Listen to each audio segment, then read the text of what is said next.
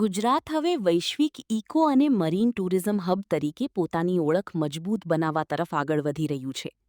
રાજ્યના સમૃદ્ધ દરિયાઈ કુદરતી વારસાને વૈશ્વિક સ્તરે પ્રોત્સાહન આપવા માટે ગુજરાત સરકારે મહત્વપૂર્ણ પહેલ હાથ ધરી છે. આ માટે ₹20 કરોડની ફાળવણી કરવામાં આવી છે.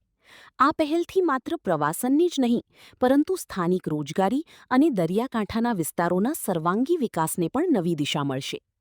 ગુજરાત પાસે આશરે 1600 કિલોમીટર લાંબુ દરિયાકિનારો, પિરોટન સહિતના ટાપુઓ અને સમૃદ્ધ દરિયાઈ જૈવ વિવિધ્ય જેવી અમૂલ્ય કુદરતી સંપત્તિ છે.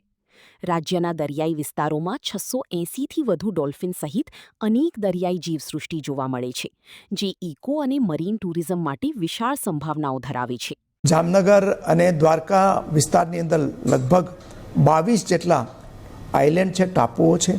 પિરોટન સહિતના આ મરીન નેશનલ પાર્કને વિકસાવવાનું, ઇકો ટુરિઝમ સાઇટ તરીકે વિકસાવવાનું આપણે નક્કી કરેલું છે.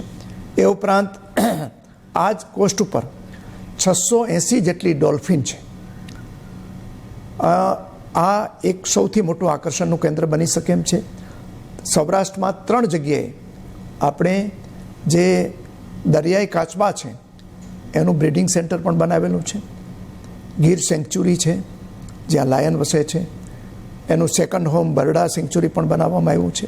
આ સંભાવનાઓની વૈશ્વિક સ્તરે પહોંચાડવા અને ગુજરાતની આંતરરાષ્ટ્રીય પ્રવાસન નકશા પર વધુ મજબૂત સ્થાન અપાવવા રાજ્ય સરકારે ₹20 કરોડની ફાળવણી કરી છે. આ યોજનાના માધ્યમથી ઇકો ટુરિઝમને પ્રોત્સાહન મળશે, સાથે જ પર્યાવરણનું સંરક્ષણ અને ટકાઉ વિકાસને પણ વેગ મળશે. સરકારનું માનવું છે કે આ પહેલથી દરિયાકાંઠાના વિસ્તારોમાં સ્થાનિક લોકોને રોજગારીની નવી તકો મળશે, સ્થાનિક અર્થતંત્રને પ્રોત્સાહન મળશે અને પ્રવાસન ક્ષેત્રમાં ગુજરાતની ઓળખ વધુ મજબૂત બનશે. રિલિજિયસ ટુરિઝમમાં દ્વારકા કોવિડ પછી ઉત્તરોત્તર ખૂબ પ્રગતિ કરી છે અને લાખોની સંખ્યામાં શ્રદ્ધાળુઓ આવવા માંડ્યા છે. સાથે સાથે સરકારે જે પહેલ કરી છે મરીન ટુરિઝમ અને ઇકો ટુરિઝમવાળી જે વાત છે, તે ઓખા દરિયા કિનારાના વિસ્તારમાં જે ડોલ્ફિન જોવા મળે છે, પોશિત્રાના વિસ્તારમાં જે મરીન લાઈફ જોવા મળે છે અને એડવેન્ચર ટુરિઝમ જે વોટર સ્પોર્ટ્સ તરીકે ખૂબ અલગ રીતે ખૂબ વધારે ગ્રો કરી રહ્યું છે, જેના કારણે અપાર રોજગારીની તકો ઉપસ્થિત થઈ છે. અહીંયા તમામ લોકોને ખૂબ રોજગારીની તકો દિવસે ને દિવસે વધતી જાય છે. અમે લોકો વડોદરાથી આવ્યા છે અને આ ઇકો ટુરિઝમમાં અમે લોકો ભાટમાં અહીંયા જોવા આવ્યા છે. હવે સિચ્યુએશન એટલી બધી સરસ છે, પ્રકૃતિમાં રહેવાનું જેને ગમતું હોય એના માટે તો બેસ્ટ સ્થળ છે.